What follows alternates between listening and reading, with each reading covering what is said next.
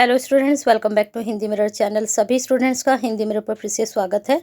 अभी जो कंटेंट लेकर आए हैं, जो आपके आजकल एग्ज़ाम चल रहे हैं श्रीदेव सुमन उत्तराखंड यूनिवर्सिटी के, तो सेकेंड ईयर के हमने मोस्टली सभी सब्जेक्ट के आपके जो है क्वेश्चन बैंक अपलोड कर दिए हैं।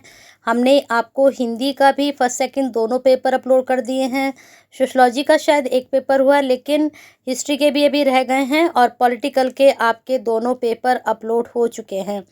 अगर आपको नहीं मिले हैं तो प्लेलिस्ट में आप जाकर चेक कर सकते हैं। हिंदी के ऑलरेडी अपलोड है, पॉलिटिकल के ऑलरेडी अपलोड हैं। हिस्ट्री के कोशिश करेंगे कि कल तक आपको क्वेश्चन बैंक प्रोवाइड करा दिए जाए। सोशलॉजी के भी आपके हो चुके हैं। अब बात करते हैं आज के कंटेंट की। अब हमने आपसे कहा था कि जब आपके क्वेश्चन बैंक सब हम प्रोवाइड करा देंगे, उसके बाद जो क्वेश्चन बैंक में हमने आपको क्वेश्चंस दिए हैं, तो उसके आपको नोट्स भी प्रोवाइड कोशिश करेंगे कि जो इम्पोर्टेंट्स टॉपिक हैं उनके नोट्स आप तक पहुँचें। तो आज आपके लिए जो आपका फर्स्ट पेपर है, जिसमें आपका त्यागपत्र उपन्यास है, और त्यागपत्र उपन्यास में मृणाल जो पात्र है आपकी, तो उसका हम चरित्र चित्रण लेकर आए हैं। और आपका प्रमोद और दोनों ही मृणाल का चरित्र चित्रण आपके एग्ज़ाम के पॉइंट ऑफ व्यू से 99% आप मान के चलिए, दोनों में से किसी ना एक का ज़रूर आपके एग्ज़ाम में आएगा। तो चलिए देख लेते हैं मृणाल के जो करैक्टर है उसमें आपके कहाँ तक जो है इसमें पॉइंट्स बन रहे हैं। तो पहले आप देख सकते हैं कि इसमें बताया गया है कि मृणाल का जो उपन्यास त्यागपत्र है उसमें क्या करैक्टर है, क्या चरित्र है। तो यहाँ पर देख लीजिए, इसने कहा है कि प्रस्तुत उपन्यास से मृणाल का चरित्र जो है वो केंद्र बिंदु में है। मृणाल का जो चरित्र है प्रस्तुत उपन्यास में प्रमुख पात्रों के लिए प्रेरणा और गतिविधियों को सबल केंद्र बना हुआ है। मृणाल के चरित्र जितना महत्वपूर्ण है उतना विवादास्पद भी है।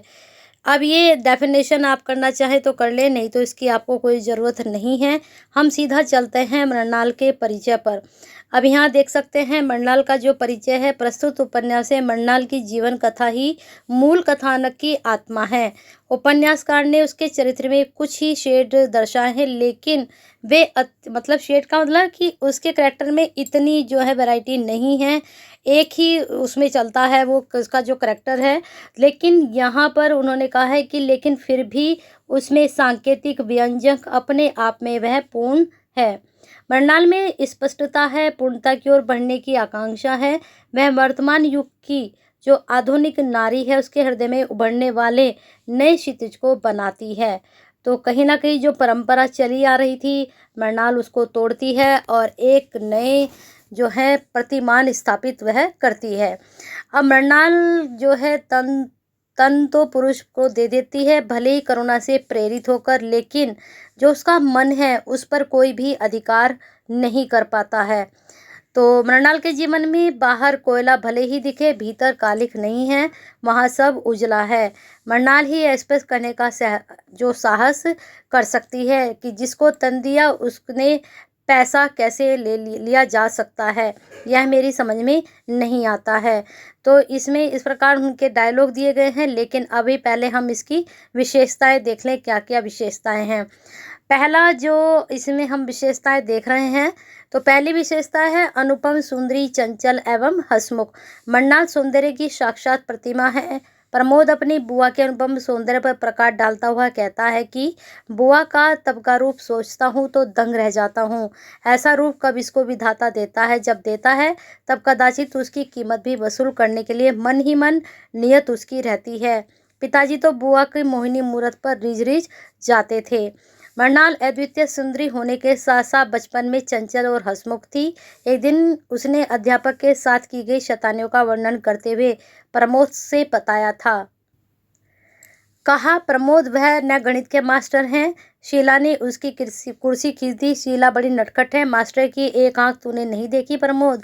मास्टर देखते इस तरफ हैं तो और वह किसी और, लगता है कि कहीं और देख रहे हैं। पिंजो चुभी तो खूब बिगड़े और खूब बिगड़े। तो ये बातें किसमें हो रही हैं? प्रमोद में और मृणाल में। अब यहाँ पर मृणाल के चंचल स्वभाव का वर्णन करते हुए प्रमोद कहता है कि बुआ का पढ़ने में विशेष मन नहीं था, पर वह किताब कापियाँ अपने बहुत अच्छी तरह से रखती थी और स्कूल जाने के लिए बड़ा उसमें चाव था। स्वभाव उसका हंसमुख था, बस माँ के सामने वह जरा सुख जाती थी, यानी कि जो उसकी भाभी थी मृणाल की, उसके सामने वह थोड़ा डरती थी।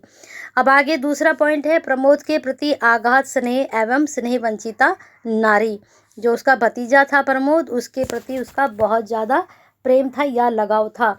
मृणाल अपने भतीजे प्रमोद से बहुत अधिक स्नेह करती है। प्रमोद के द्वारा व्यक्त उसके स्वयं के प्रति कितना स्नेह है, वह कैसे कपड़ा पहनती थी, कैसे चपत मार मार कर खिलाती थी, कैसे प्यार करती थी, कैसे अपने भेद की बातें मुझे कहती थी। तो मृणाल के पास अपनी बातें कहने के लिए, अब उसकी भाभी से तो वह डरती थी, भाई के सामने वह नहीं बोलती थी, तो वो जितनी भी बातें होती थी किससे शेयर करती थी, वह प्रमोद यानी कि जो उसका भतीजा था उससे शेयर करती थी अपनी सारी मन की बातें। तो यहाँ पर उन्होंने कहा है कि वह उसको बोलती थी कि देखा बेटा, बड़ों को कहना मानना चाहिए, अच्छे लड़के आगे जाकर बड़े आदमी बनते हैं, क्या भैया प्रमोद तुम बड़े आदमी नहीं बनोगे। और वह एक बड़ा आदमी बनता भी है, कहीं ना कहीं मृणाल का उसमें हाथ होता है। चलिए आगे तीसरा पॉइंट, मृणाल और प्रमोद के बीच संबंधों में यौन अभिलाषा का स्थान नहीं। तो यहाँ पर मृणाल और प्रमोद के पारस्परिक स्नेह संबंधों में यौन अभिलाषा का कोई स्थान नहीं रहा है। वह परस्पर आस्था और विश्वास से उत्पन्न प्रांगण पारिवारिक संबंध जैसा ही है, क्योंकि वो दोनों एक ही उम्र के होते हैं, उनकी उम्र में ज़्यादा फासला नहीं होता है। ठीक है। अब यहाँ पर उन्हें कहा कि कोयले बेचने वाले बनिए के संबंध का प्रश्न है, उसे किसी भी रूप में स्वाभाविक नहीं माना जा सकता। उसने उसके संबंध औचित्य को सिद्ध करने के लिए मृणाल जितने भी तर्क देती है वह नितांत खोखले व्यावहारिक रहे हैं, उन्हें किसी भी रूप में न्याय संगत नहीं माना जा सकता।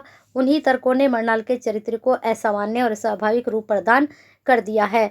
तो यहाँ पर जो श्री राजनाथ हैं उन्होंने इस करैक्टर की यहाँ पर आलोचना की है। और आलोचना क्या होती है, आलोचना में आप जो हैं अच्छे पॉइंट्स भी रखते हैं, और जो थोड़ा करैक्टर को लेकर हम जिसको सही ठहराने की कोशिश करते हैं, तो एक आलोचक उसमें कमियां निकालते हैं। तो कहीं ना कहीं उन्होंने यहाँ पर करैक्टर में कमियां निकाली हैं। आगे चलते हैं। आगे है स्नेह वंचिता नारी। मृणाल बचपन से ही स्नेह वंचित रही, क्योंकि उसके माता पिता नहीं थे, उसकी भाभी ने उसको पाला पोसा और उसके भैया ने, तो वो उन्हीं को अपना माँ बाप समझती थी। तो यहाँ पर अब जो भैया भाभी हैं, जो पेरेंट्स प्यार देते हैं, वो शायद उसको उससे नहीं मिला। तो वह अपने मन की बात प्रमोद को लिखे गए पत्र में करते हुए कहती है कि प्रमोद, माता सौभाग्य होती है, मैं तो जन्म से वंचित ठहरी, पर उन स्वर्गवासी आत्मा की सेवा में नहीं कर सकी, इसकी मुझे ग्लानि है। पर मेरे मन में साथ ही कि एक बार उनके जीते जी उनको समा पाऊंगी, वह होने का था। खैर, अपने भाग्य का दो सपने को ही दे सकती हूँ। समाज की अहंता का शिकार। समाज की अहंता का शिकार होने का कारण मृणाल तिल तिल कर जलने मिटने लगती है। वह स्पष्ट रूप से प्रमोद से कहती है कि जिस समाज में तुम हो, क्या तुम्हारे रहते मैं उसमें उसके लिए तिरस्कार भी ला सकती हूँ। कभी कभी वह तिरस्कार के मन में जोरों से उठता है, लेकिन तुम्हारे प्रेम का स्मरण करके मैं भीगी हो जाती हूँ, और मेरे मन की भावना मेरे स्वास्थ्य को नष्ट नहीं कर पाती। कटुता आती है, किंतु तुम्हारे स्पर्श से मैं उस बल को बना लेती हूँ। इस प्रकार हम देखते हैं कि मृणाल आरंभ से समाज द्वारा ठुकराई गई थी। तो अगर वह विरोध भी करती है, तो कहीं ना कहीं उसको लगता है कि वह जब अपने भैया भाभी का विरोध करती है, तो उसको लगेगा कि कहीं ना कहीं वह पूरे परिवार के खिलाफ जा रही है, और जिसमें प्रमोद भी उसमें शामिल था, जिसको वह बहुत ही स्नेह करती थी। तो इस वाले टॉपिक में यहाँ पर यही चीज़ बताई गई है। चलिए अगला पॉइंट देख लेते हैं। नेक्स्ट पॉइंट है सेवा भाव से युक्त नारी। मृणाल का जो स्वभाव है उसमें सेवा भाव है, सामाजिक भावना है, शिक्षित और शिष्ट है। भले ही चाहे उसका पढ़ने में मन नहीं लगता था, लेकिन वह तब भी थोड़ा बहुत पढ़ी थी, और अपने शिष्ट व्यवहार के कारण ही जिस अधेड़ व्यक्ति से उसका विवाह कर दिया जाता है, वह उसके साथ भी निभाती है। संयत और शांत, वह इतना कुछ होने के बाद भी शांत रहती है। यहाँ तक कि वह जब प्रमोद के उसके फैसले में जाती है, जब उसका फैसला होता है, वहाँ भी वह प्रमोद को ज़्यादा कुछ नहीं बताती और चुपचाप वहाँ से चली जाती है। तो संयत और शांत है मृणाल का चरित्र, एक संयत और शांत नारी का चरित्र है। प्रमोद से कहती है, क्या पतिव्रता को यह चाहिए कि पति उसे नहीं चाहता तब भी वह अपना भार उस पर डाले रहे। वह मुझे नहीं देखना चाहते, यह जानकर मैंने उनकी आंखों के आगे से जाना ही स्वीकार कर लिया। उसका पति उसको नहीं चाहता था, लेकिन तब भी वह उसके साथ रहती थी। फिर उसने सोचा कि शायद मुझे हट जाना चाहिए रास्ते से। फिर आगे है स्वाभिमानी और सहिष्णु। मृणाल के चरित्र में स्वाभिमानिता और सहिष्णुता के भावना कूट कूट कर भरी हुई है। पैसे के लिए अपना शरीर नहीं बेचती है, वह प्यार के वश अपने आप को समर्पित करती है, लेकिन उसमें कहीं भी उसका लालच नहीं रहता है। तो कहीं ना कहीं वह स्वाभिमानी थी, ठीक है। जिसको तन दिया उसने उससे पैसा नहीं लिया। दान स्त्री का धर्म है वैसा मानती है। उसका मानना था कि मन मांगा जाएगा, तन भी मांगा जाएगा। सती का आदर्श और क्या है, पर उसकी बिक्री ना, वह ऐसा नहीं कर सकेगी। ठीक है, बाकी जो इसका सारांश है वो मैं लेकर आऊँगी, तो उसमें थोड़ा बहुत आपको और आइडिया हो जाएगा। नेक्स्ट है भावुक और पर दुख कातर व अंतर्द्वंद ग्रसित। अब यहाँ पर क्या है, भावुक पर दुख कातर मतलब जो दूसरे के दुख को भी अपना ही समझती है। अंतर्द्वंद यानी कि जो उसके मन में चलता था वह सिर्फ अपने तक ही रखती थी, उसको बाहर किसी को नहीं बताती थी।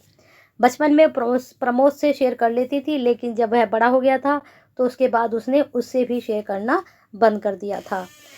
तो आगे देख लीजिए, यहाँ पर उन्होंने कहा है कि दुख को अपना मानकर दुखी होती है, वह हर संभव सहायता करने को तत्पर रहती है। मन्नाल का चरित्र अंतर्द्वंद से ग्रसित है।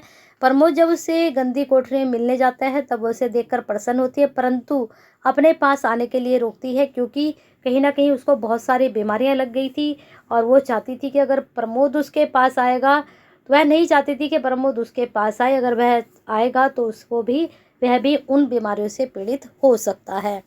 नेक्स्ट आपका पॉइंट है भाग्यवादी और आस्थावादी। मृणाल को जब बनिया छोड़कर चला जाता है तब वह उसे पेट में पल रहे बच्चे की चिंता सताती है। तब वह कहती है, क्या होगा भगवान ही जानता है क्या होगा, मुझे और कोई आसरा नहीं है। पर भगवान सर्वंतर्यामी है, सर्वशक्तिमान है, तो मुझे कोई आसरा क्यों चाहिए। मेरा जब भगवान ही ईश्वर ही मेरा आसरा है, तो मुझे और किसी आसरे की ज़रूरत नहीं है। आत्मपीड़ित व संघर्षरत नारी। मृणाल उत्पीड़ित नारी है, उसके चरित्र को आत्मपीड़ा ही उसे दर्शन के गुण बातों से परिचित करा देती है। समाज द्वारा जगह जगह उसको ठुकराया जाता है, लेकिन तब भी वह आत्महत्या नहीं करती है, समाज से टक्कर लेती है और अपना जीवन व्यतीत करती है। ठीक है, और लास्ट में ये 13 पॉइंट है, अगर आप इसको पढ़ना चाहें तो पढ़ सकते हैं। ये सारे पॉइंट्स आप तक पहुंच चुके हैं और मुझे लगता है 12 हेडिंग्स बहुत होंगे आपके लिए। 13 आप तैयार करना चाहें तो कर लीजिए। तो बने रहिए हिंदी मिनट के साथ, ऐसे ही बेनिफिशियल वीडियो के लिए कोशिश करेंगे ज़्यादा से ज़्यादा आप तक कंटेंट पहुँचाने की। अब हम सोच रहे हैं कि आपका हिंदी का जो पेपर है 3 तारीख को है, तो हिस्ट्री का पेपर अभी थोड़ा डिले कर देते हैं क्वेश्चन बैंक अपलोड करने के लिए। अभी हिंदी की आपकी तैयारी करा देते हैं 1-2 दिन लगातार करके, क्योंकि सेकेंड ईयर के साथ साथ हमें थर्ड ईयर की भी तैयारी करानी है। तो लाइक करते रहिए, शेयर करते रहिए और कमेंट बॉक्स में अपनी क्वेरी सेंड करते रहिए।